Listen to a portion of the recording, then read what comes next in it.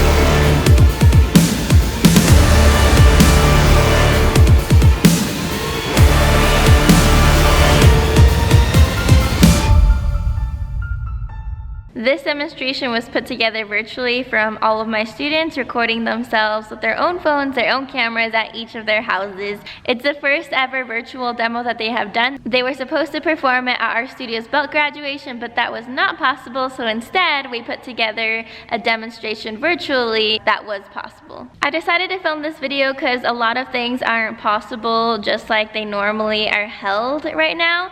So I kind of wanted to show that with, like using a bit of creativity and basically just believing that you can keep doing things, the world can keep moving, it's all possible.